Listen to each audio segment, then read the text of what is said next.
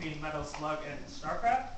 It has the shoot 'em up elements of Metal Slug and the RTS elements of StarCraft. So Orbion will contain a variety of missions that range from defense missions from away with enemies and escort missions to boss battles. You're going to be building structures. First, you're going to be building a drill on oil patches to get gold over time.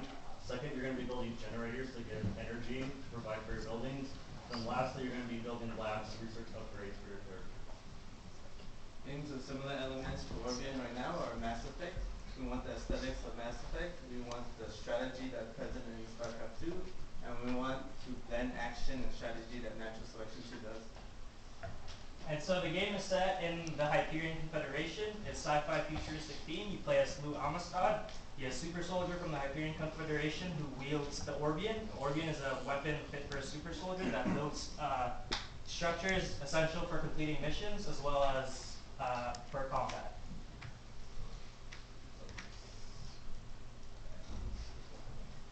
So for our gameplay, you're going to be having different buildings that have different kind of upgrades. Offensive, defensive, supportive, or personal upgrades for your characters. You're pretty much going to be a one-man army, building a base, and killing enemies. You're going to be experimenting with different builds. So like you could change up your build order or just a whole different build together. Like let's say you're doing an escort mission, you might want to be researching increased move speed to reduce the travel time between areas you need to get by. Okay, and we're going to proceed with our game playthrough.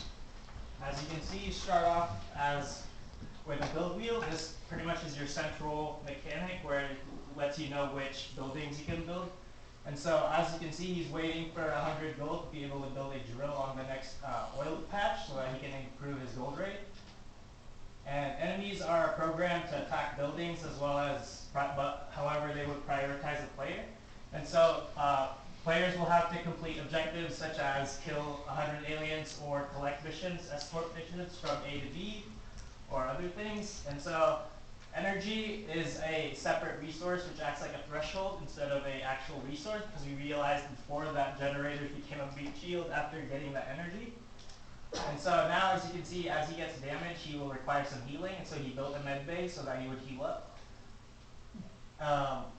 And now he built a weapons lab that focuses on weapon upgrades, which can range from bullet properties or bullet splitting.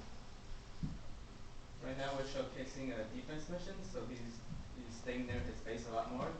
In the future there will be different missions like escorts and collecting resources. For those you'll have to build more turrets around your base so you can venture outside of the map more. Our mechanic of the upgrades was actually, the combining mechanic of the upgrades was actually unintended.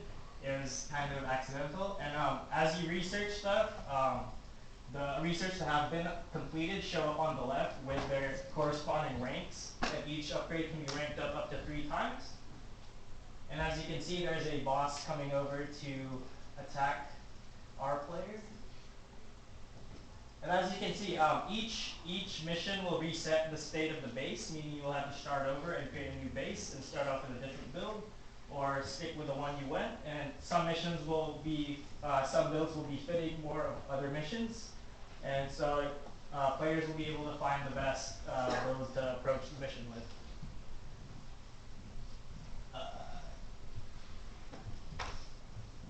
But what Daniel hasn't mentioned yet is our game